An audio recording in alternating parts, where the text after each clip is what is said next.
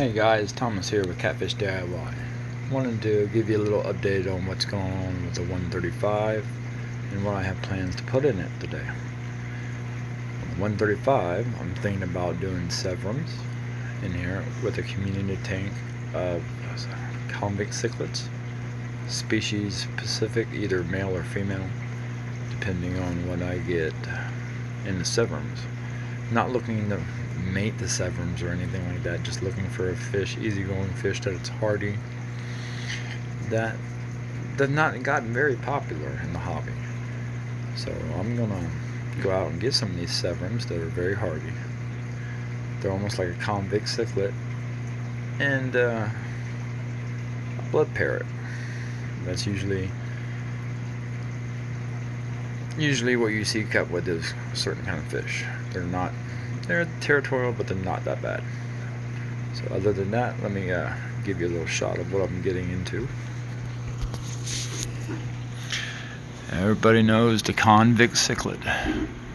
There's over 100 convict fry in here in this tank, which is a 40-gallon breeder tank. That guy there goes into the 135 tonight to help cycle it as well.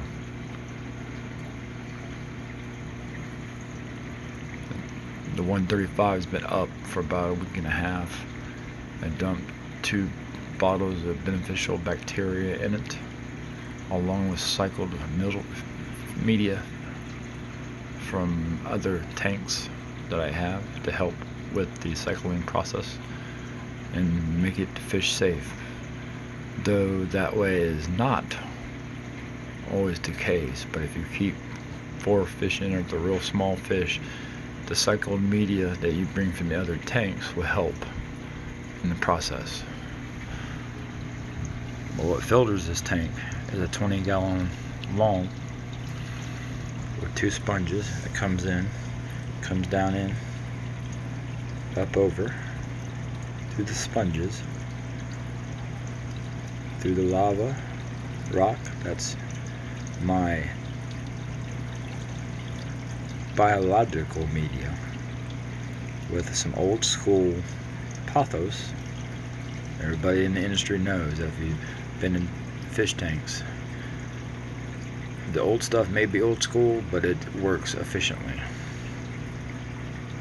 And there's pothos on both sides. This tank water parameters, my ammonia is 0 ppms. My nitrates and nitrites are 0, other than I have about 60 ppm of nitrites in this tank. This tank, as right now, it gets a water change every week, about 50%, and the plants help as well. Some of these fish, some of the bigger ones, being either male or female, will go into the 135, which is right here, to help aid in this tank. They probably won't go until week 3. This is in week 1. I have 3 small rose feeder fish in here, help doing the cycling process, along with filtered media from different tanks in there to help seed the tank as well. I'm gonna put Severums in here. I'm looking at gold and green Severums to put in this tank, along with the convicts. The Severums are like the discus, but they do not require the water parameters that a discus requires. Overall, the fish is as hardy as a blood parrot cichlid or a convict cichlid, and they get big. They get about 10 to 12 inches and can live about 10 years, how your parameters of your tank's running. And what's going to filter this, because this tank is going to be stocked. I'm going to put a piece of driftwood in there and get some big rock. Probably put too big rock and put a big piece of outcrutched driftwood in there. And as of now, what we have here is my sump setup. This is the LED light fixture I ordered online to help with the pothos. All that is filtering this tank, along with some of the media that is stuck in the corner.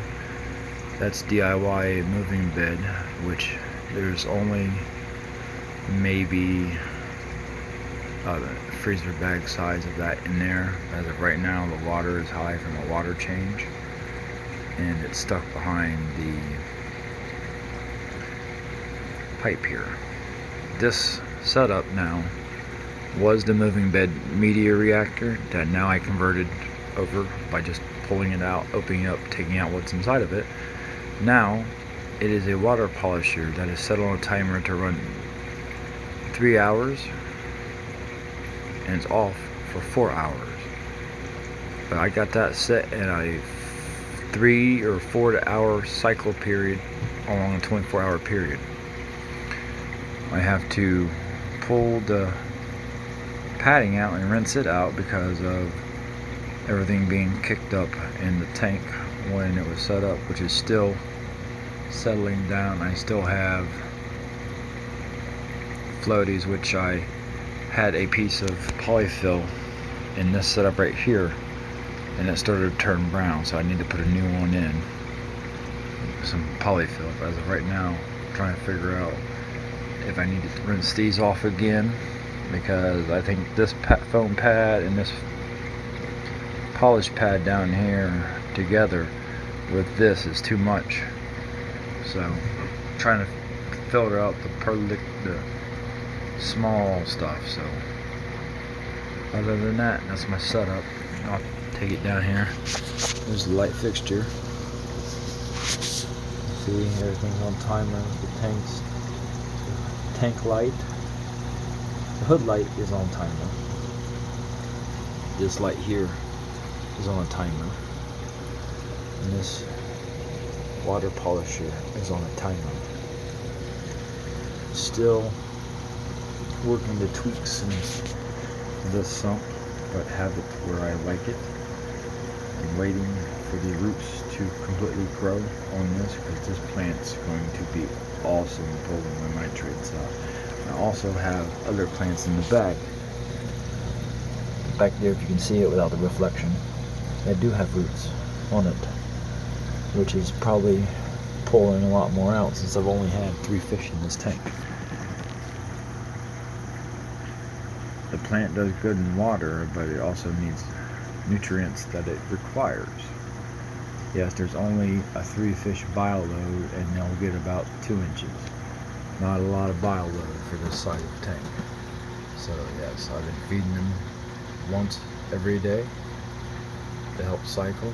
Tonight I'm going to put the sponges on those posts, and they'll have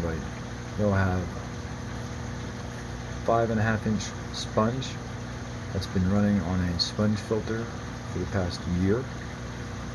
The water will be pulled through that sponge. I gotta drill some holes on that. The water will be pulled through that sponge, pulled through up and out, helping it to cycle as well and helping stirring up the tank.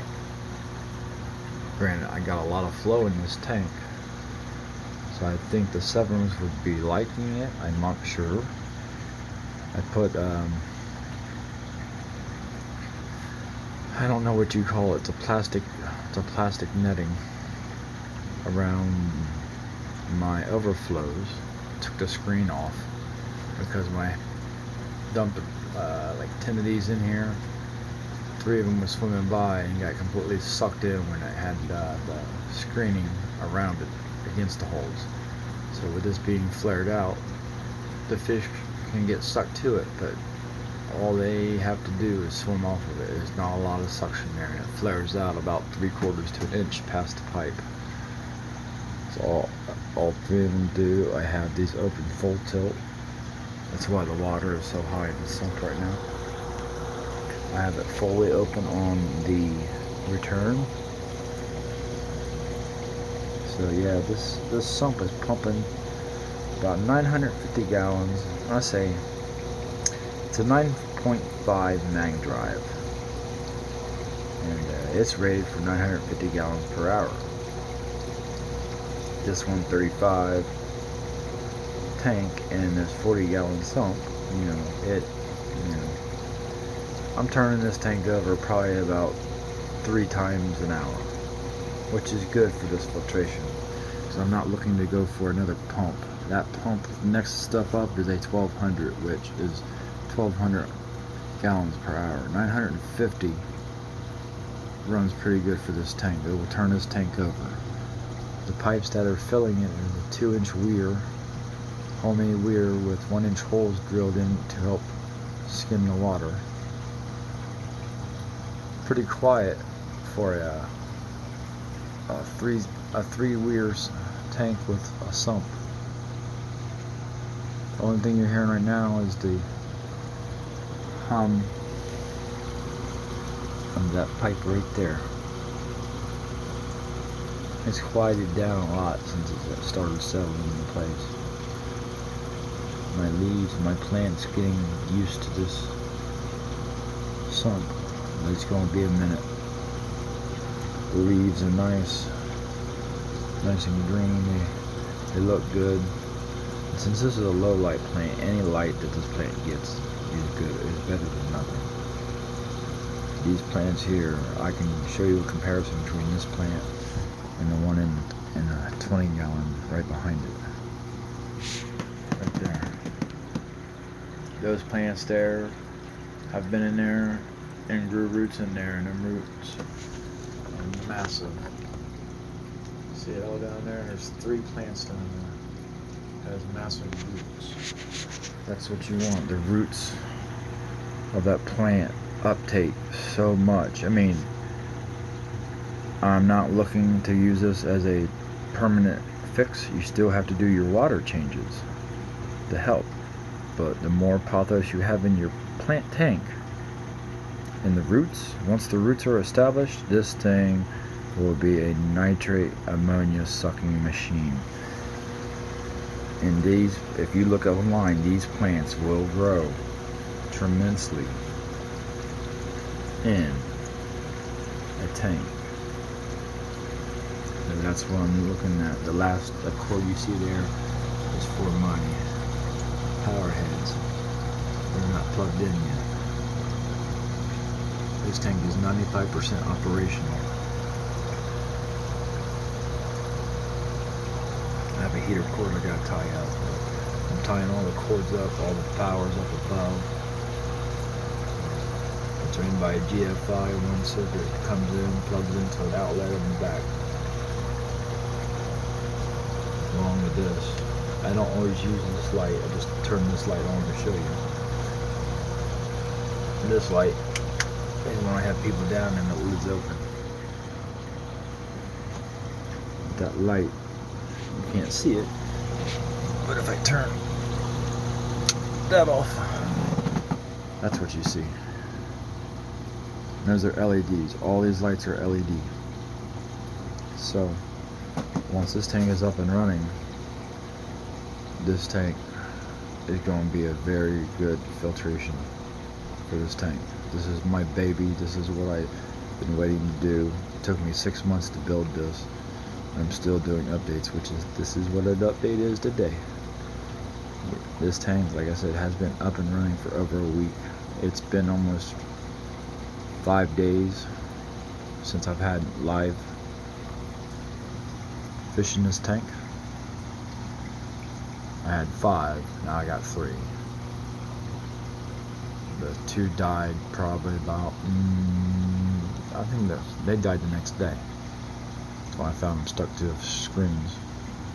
That's why I changed them off. So, other than that, it's going to be a minute for this tank to cycle. So I got other media up in other tanks that I'm letting sit in there. And as I add more fish, I have I have 2 more sponges that are going to come in here tonight. They'll get wrung out in here to help seed the tank as well, and then they'll get placed back on the power head lines. I have 2 more sponges that sit in the 75 gallon that are going to go in on the return into the sump. The water is pushed through them to help in the process as well. Once all this is seeded in and everything's growing, it'll be really good. These straw pieces that some are floating and some are not, the ones that are stuck here in the corner, they do actually float. I'll have to make a video when it's actually doing it. A lot of them was floating at first. Now that they hit that current, they'll completely stay immersed and clash up against each other. I'm not looking to do too much, just trying it out, see if it works, see if there's any benefits. Just, you know, this is all DIY. This all down here is all DIY, old school, you know, call it what you want. You know, lava rock, pothos, a lot of old school players that had big fish tanks, fish rooms, they had pothos, they had lava rock. They weren't going out and spending $1,600, $1,800, $1,900 on a lot of media that they don't need, which you can get the same effect from, you know, plastic pot scrubbies, lava rock.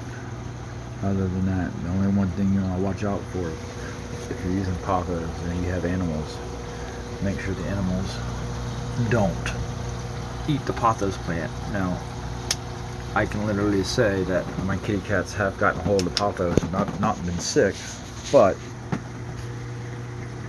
I just don't allow them to have it. Which is right now I have a fat tabby coming over, sniffing around, and he knows that it's in there.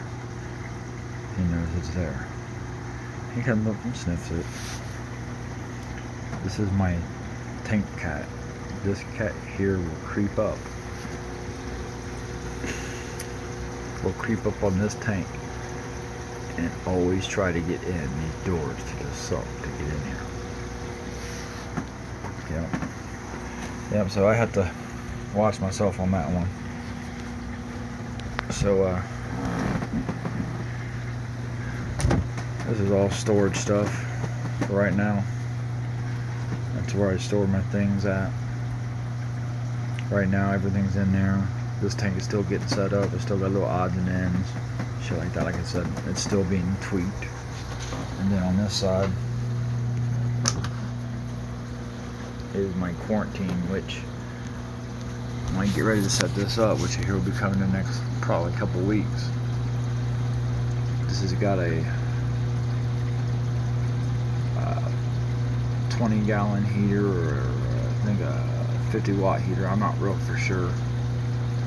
I'll have to look, but a heater and an air stone will be plugged in here. I'll have a 4-way single plug-in up here, anchored in, so where the air pump will filter air, run the air stone in here, and the heater will be the only 2 items in this tank. This tank does not need light, even though that it does have a light on it. Sorry, this is all rough. That is how the tank sits. This bottle here was something of the moving bed media is what I was going to use in here. I've always played around with it, but here is my sponge filter stand, airline with stone, pumps over here, a little heater in the back. That's a 10-gallon tank, which right now I have a 5-gallon with a fry in it, with the 100-watt heater, or whatever hot heater is that was in this tank. That was my quarantine tank for incoming fish. Now that it sits in here, my Jaeger heater that I have, my Eheim Jaeger 300-watt heater for this tank, keeps this tank at 81.3 degrees set, and is rated for 260 gallons. I was always told you had to have 2 heaters for this tank, but unfortunately one heater for this tank, especially one of these heaters, keeps this tank at 81 degrees constant. And I think I'm going to save myself some money and not need the second heater. But yeah, you should always get the second heater. Keep it about set to 80, just in case that heater decides to go out. You have a backup heater. always set your heater a degree or two lower than the other heater, so if there's something wrong and that tank drops, you have a backup. But that heater, I'm still going to have to get another heater, and I'll set it up to run at 80 degrees. And you always have to calibrate your Jaeger Eheim series heaters. I'll make a video of that once I figure out how to do it myself and feel confident enough to put that on video. But other than that, this is my quarantine tank. The heater from the big tank warms this tank up, so I think a 50-watt heater would be sufficient in here with the heat that 40-gallon breeder puts off. It's sitting on foam as well, which insulates the bottom of the tank from the cold plywood, which helps knock out rattle. Yep, that's pretty much it, and that'll be set up here within the next coming week or two. So other than that, I'm doing pretty good on this, and I'll keep you updated on it. I won't even have to run the light on it. That's what's nice. There gets no gravel, no sand, no nothing in the bottom of that tank. It'll all be a bare bottom tank.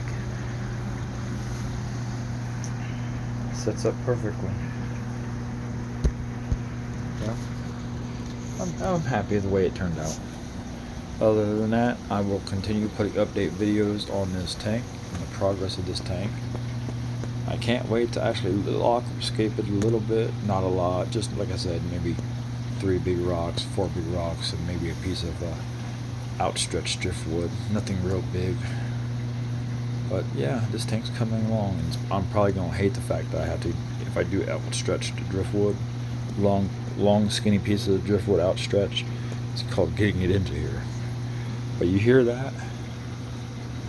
It's quiet, other than you hear the thump. But when you get into tanks this big with weir systems like this is how mine turned out.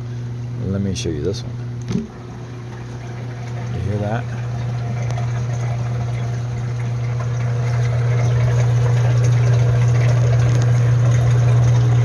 That's what the lid of the hood. And when I close the lid,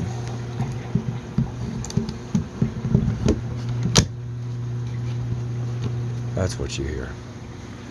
This tank is not as loud as you think it is. Actually, it's pretty peaceful down here, especially when you're laying down here. You can actually fall asleep to it really well. My bed, I've been sliding it out of the way, trying to work on this thing here. My cats love it. They sit down here and watch these 3 fish swim in this thing for hours. But Severums is what's going in there along with convicts. So other than that, people, you guys have a great time. And remember, fish are friends, not food. Little Disney quote. As I get another little, hey, get out of there, psst, Patches. Anyways, yeah, my cat. Get out of there. So other than that, people, you guys take care. God bless you, and remember, keep striving for your aquatic friends in your tank. They will appreciate it in the end. Other than that, you guys have a great evening, and I'll keep you updated on the update on the 135 build. Thank you, and have a great evening.